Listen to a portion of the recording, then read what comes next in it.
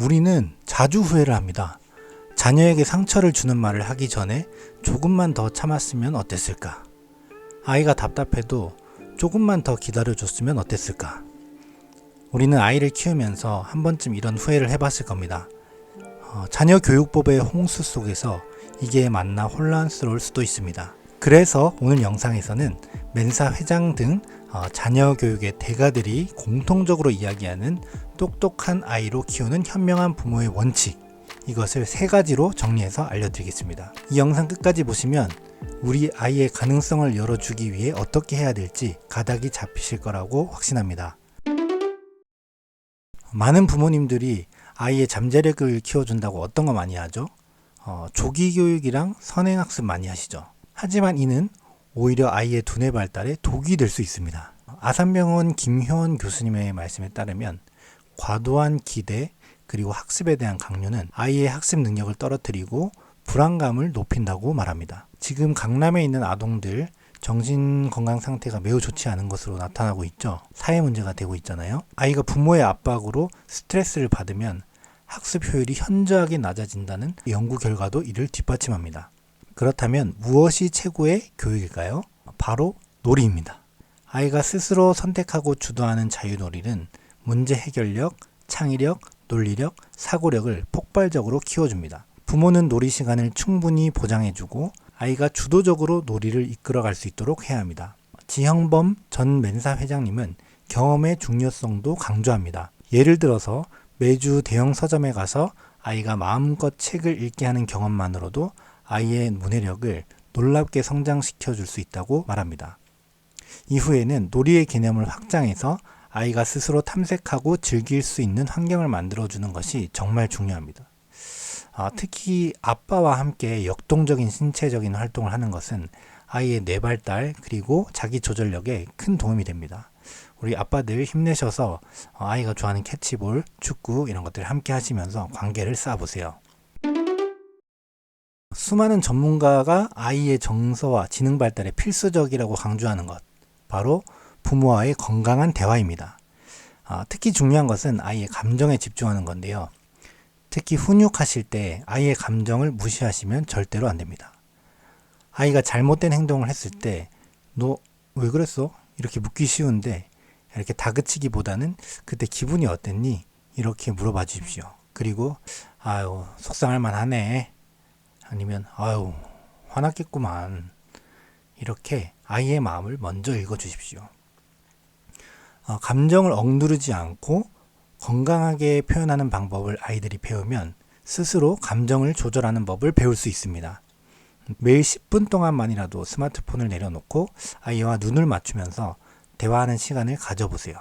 이 짧은 시간이 아이에게 나는 사랑받고 있구나 라는 안정감을 주고 이게 또 평생의 자존감으로 이어가게 됩니다. 마지막 원칙은 바로 부모의 태도에 관한 것입니다. 아이는 부모의 말을 듣기보다는 행동을 통해 더 많은 것을 배웁니다. 부모가 먼저 자기의 감정을 조절하는 모습을 보여주는 것이 정말 중요합니다. 아이에게 화를 내거나 소리를 지르는 모습 대신에 침착하게 상황을 대처하는 모습을 보여주세요.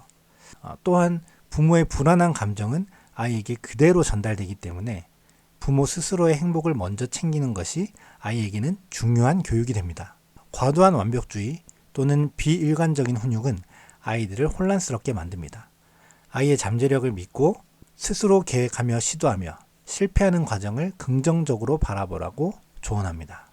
아이가 실수를 할 때도 할 수 있어. 그리고 잘하고 있어. 이런 긍정적인 피드백으로 이 과정을 칭찬해 주십시오. 이러한 믿음 속에서 아이는 스스로 조절력을 획득하고 진정한 자존감을 키울 수 있습니다. 결론적으로 아이를 키우는 데 있어 가장 중요한 것은 결코 비싼 교육이나 특출난 재능이 아니라고 입을 모아 말합니다.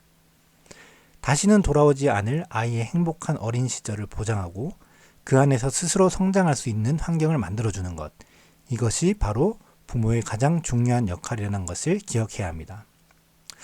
그런데 부모라면 한 번쯤 이런 고민을 하실 겁니다. 그렇게 하다가 만약에 우리 아이가 실패를 하면 어떡하지? 실패를 너무 허용하면 아이가 뒤처지는 것은 아닐까?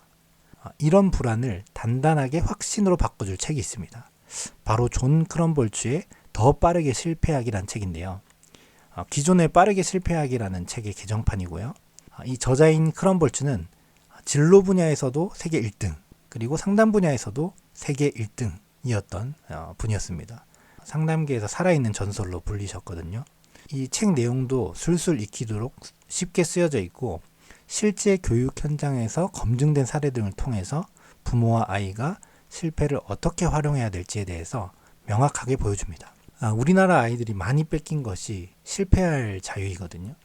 그래서 이 책을 보시면 부모님들은 더 이상 실패를 두려움이 아니라 자녀의 성장의 자산으로 바라보게 됩니다.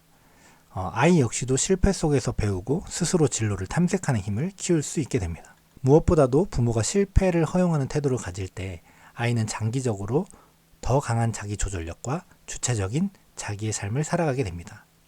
그래서 이 더 빠르게 실패하기는 단순한 책이 아니라 부모님의 인식 전환을 돕고 아이의 미래를 바꾸는 아주 실질적인 교육 도구라고 할 수 있습니다. 오늘 영상에서 다뤘던 양육 원칙과 이 책의 메시지는 결국 하나로 이어집니다. 바로 아이의 잠재력은 부모의 태도와 환경 설정에 달려 있다는 것이죠.